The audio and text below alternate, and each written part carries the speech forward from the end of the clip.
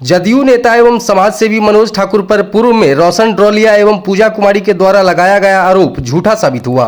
विरोधियों एवं सामंतवादियों द्वारा एक साजिश के तहत समाजसेवी मनोज ठाकुर के प्रतिष्ठा को धूमिल करने का प्रयास किया जा रहा था।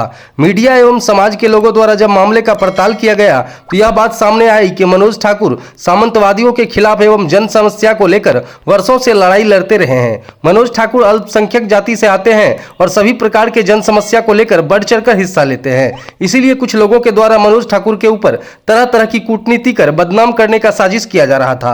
मनोज ठाकुर एक स्वच्छ छवि के लोग हैं जिसको पूरे पूर्णिया के समाज जानते हैं। इतना ही नहीं, पूर्णिया विधानसभा से वह चुनाव भी लड़ चुके हैं। मनोज ठाकुर से जब मीडिया के द्वारा गहराई से इस घटना की जानकारी ली गई तो स्पष्ट हो गया कि इनके छवि को धूमिल करने का एक बहुत बड़ा षड्यंत्र किया जा रहा था। मनोज ठाकुर ने कहा कि वह कभी भी किसी के सामने डरते, झुकते और घबराते नहीं हैं। वह सिर्फ अपने कर्म और धर्म के रास्ते पर सच्चाई के साथ चलने का प्रयास करते हैं। इसीलिए समाज, राजनीति एवं आध्यात्मिक जीवन में एक अच्छे प्रतिभाशाली व्यक्ति के रूप में मनोज ठाकुर जाने जाते हैं। समझौता हो गया, विवाद जो खत्म हो गया। हाँ, पूर्णिया की जनता के सहयोग से और बाकी लोगों के सहयोग से सारा समझौता हो गया है। आपस में सारा रजिस्ट्री हो रहा है, सारा काम निष्पादन हो चुका है, बातचीत हो चुकी है। अब कोई मन में भेद तो नहीं ना रहा? जो आपस का था सब चीज निपट चुका है, तो फिर कहाँ भेद है? अब कोई भेद नहीं है, सारा समझौता आप लोग का खत्म हो गया है। जो विवाद जो भी था, हाँ जो भी था बात सारी हो गई। आप लोगों ने बैठ के किया ऐसा? हाँ, आपस में सारे बैठ के किए हैं। बैठ के ही हुआ जी। तो ये जो थाना पुलिस वगैरह हो गया था, अब कुछ नहीं ना रहा ऐसा? नहीं, अब कुछ नहीं रहा है। अब आगे कुछ मामला नहीं ना बढ़ेगा? नहीं, अब तक तो कुछ नहीं है। चलिए, क्या नाम है आपका? रोशन। तो जानकारी मिली कि खत्म हो गई है, क्या सच्चाई है ये? देखिए, मैं पहले भी आपको बोला था, मुझसे किसी को विवाद होता नहीं है और ना होगा।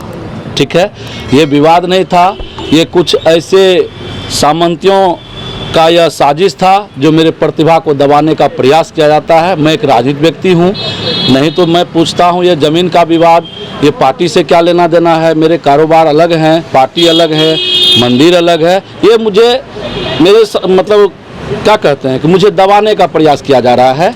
मैं अल्पसंख्यक हूँ, मुझे दबाने का प्रयास किया जा रहा है। मैं समाज सेवा करता हूँ, लोगों को अच्छा नहीं लगता है। कुछ ऐसे लोग हैं, इसका मैं नाम नहीं लेना चाहता हूँ, ये सामंतियों के खिलाफ मैं लड़ाई लड़ता रहता हूँ।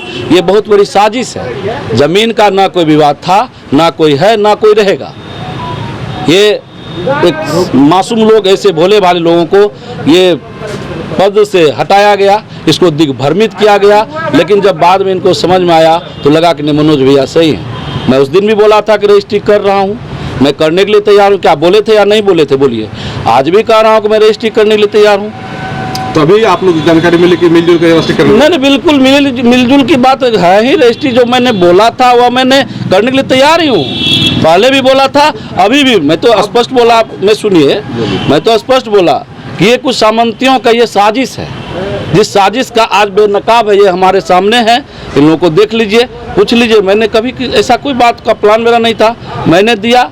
मैं एक ज़मीन के अच्छे व्यवसायी हूँ और ये व्यवसाय के साथ भी मेरा छेड़छाड़, राजनीति के साथ छेड़छाड़, समाज सेवा के साथ छेड़छाड़ किया गया।